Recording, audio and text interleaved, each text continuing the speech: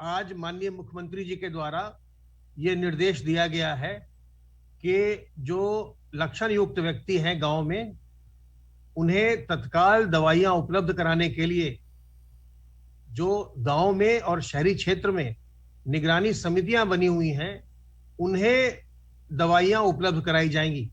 दवाइयों का पैकेट उन्हें उपलब्ध कराया जाएगा ताकि जो भी लक्षण युक्त व्यक्ति है उसके शीघ्र उपचार के लिए उसे तत्काल दवा का पैकेट उपलब्ध करवाया जा सके, ताकि उसकी स्थिति समय रहते ही सुधर जाए और वो बिल्कुल स्वस्थ हो जाए। तो इसकी भी कार्रवाई हम प्रारंभ कर रहे हैं।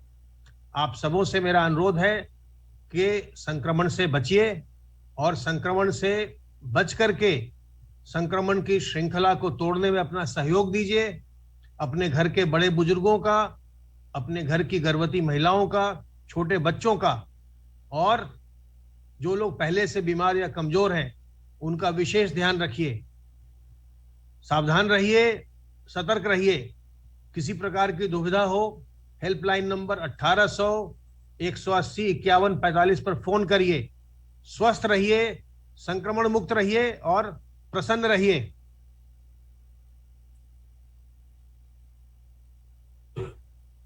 धन्यवाद अमित जी।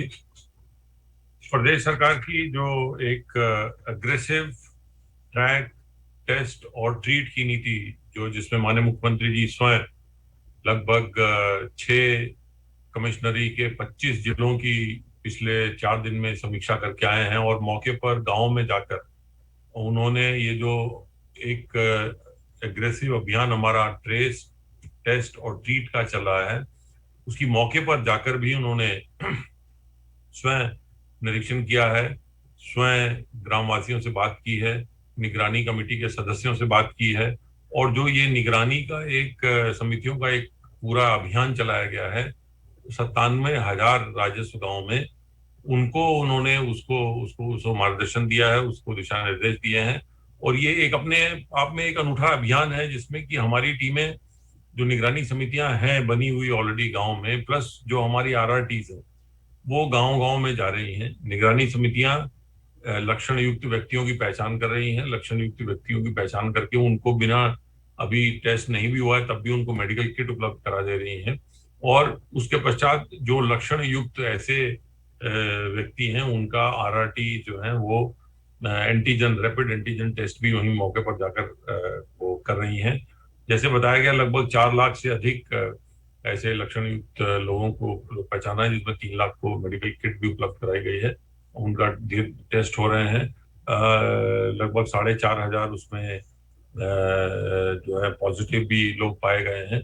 उनको फिर आइसोलेट करने के लिए वहीं गांव में ही व्यवस्था कर दी गई है। अगर उनके घर में जगह नहीं है तो पंचायत भवन, स्कूल या और सरकारी बिल्डिंग में वहीं पर ही उनको व्यवस्था कराई गई है, और उसका सारा व्यय खाने का और रहने का सब उत्तर प्रदेश सरकार द्वारा वहन किया जा रहा है। और उन्हें मेडिकल किट इसलिए उपलब्ध कराई जा रही है कि ताकि वहीं पर रहकर उनका वो इलाज हो सके।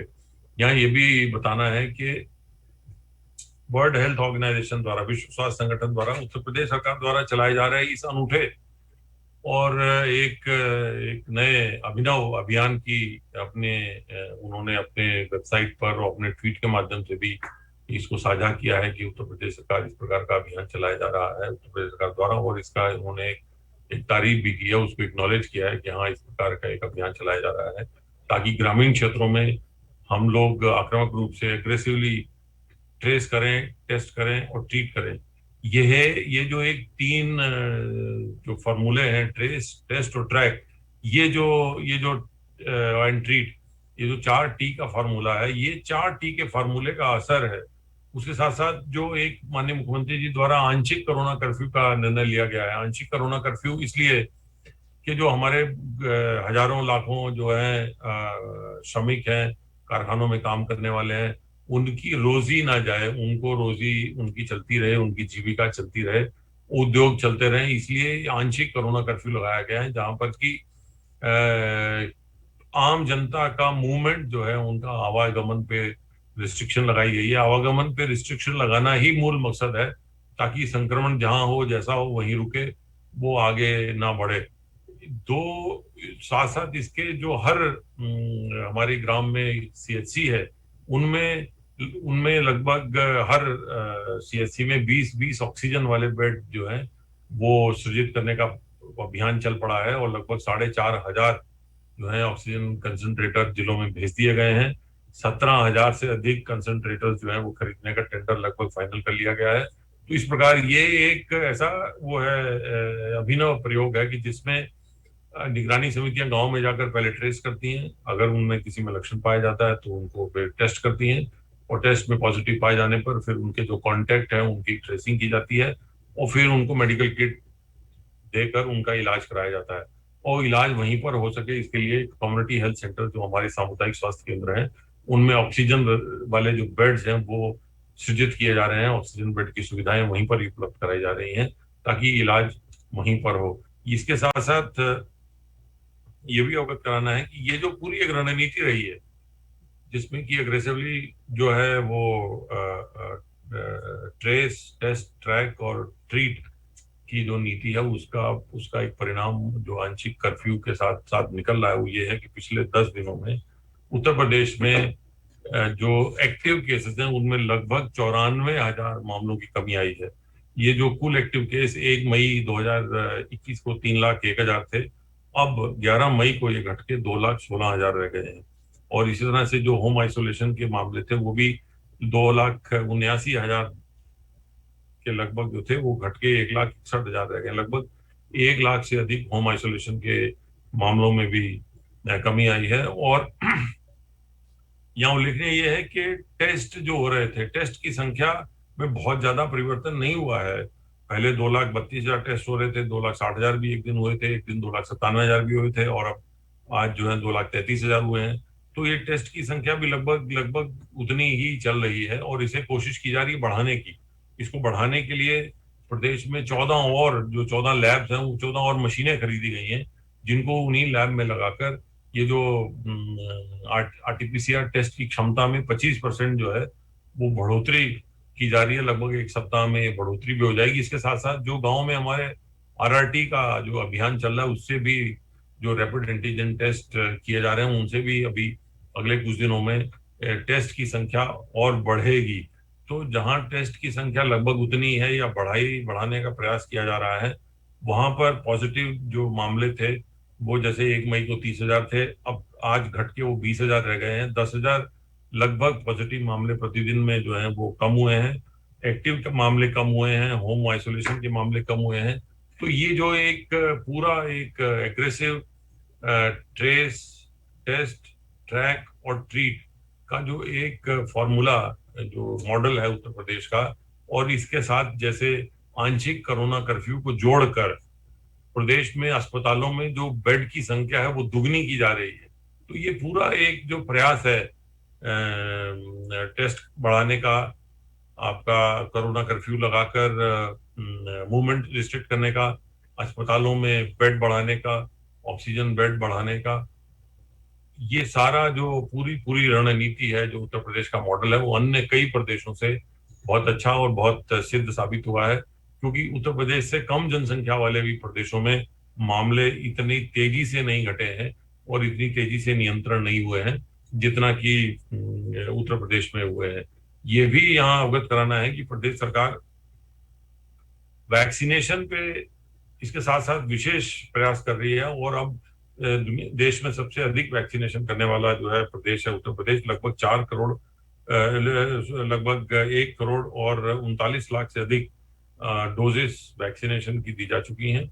इनमें जो है लगभग 1,09,000 के आसपास जो है वो प्रथम डोज हैं, और लगभग 29 लाख जो है वो द्वितीय डोज दी गई हैं। यहाँ तक कि 18 साल से ऊपर वाले, 18 से 44 वर्ष वाला जो वैक्सीनेशन है वो भी प्रदेश ने प्रारंभ किया हुआ है, और लगभग अभी तक 1,66,000 लोगों को जो 18 से 44 वर्ष की उम्र वाले कैटेगरी के हैं, 1,66,000 लोगों को टीकाकरण किया जा चुका है। यहाँ ये भी बताना आवश्यक है कि प्रदेश सरकार ने अपने सभी नागरिकों को, अपने सभी निवासियों को, जो भी उत्तर प्रदेश में वर्तमान में रह रहे हैं, उनको निशुल्क टीका लगाने की सुविधा दी है सरकारी अस्पतालों में। और इसके साथ साथ जल्दी और अधिक मात्रा में टीका लगाया जा सके, इसके लिए ग्लोबल टेंडर भी प्रकाशित किया गया है। दुनिया में कहीं से भी भारत सरकार द्वारा अनुमति दी गई है कि प्रदेश सरकारें आयात कर सकती हैं। उसी के क्रम में टीका आयात करने के लिए भी उत्तर प्रदेश सरकार द्वारा ग्लोबल टेंडर जारी किया गया है। ग्लोबल टेंडर की प्रक्रिया तेजी से आगे चल रही है। उत्तर प्रदेश पहला ऐसा प्रदेश है देश में जिसने ये फैसला किया कि अपने नागरिकों, अपने निवासियों को, उत्तर प्रदेश के रहने वालों को जल्दी से जल्दी, ज्यादा की ज्यादा संख्या में टीकाकरण कराने के लिए आवश्यक है कि समुचित मात्रा में टीका उपलब्ध हो। इसके लिए यदि देश के अंदर उपलब्ध नहीं है तो इसे ग्लोबली, पूरे दुनिया में भी प्रयास करके इसको मंगाया जाए। और ऐसा प्रतीत होता है कि उत्तर प्रदेश सरकार के ग्लोबल टेंडर में काफी कंपनियां भी हिस्सा लेंगी जो कि वर्तमान में टीका बना रही हैं, और टीका भारत में भी अनुमोदन कराने के लिए उन्होंने आवेदन दिया हुआ है।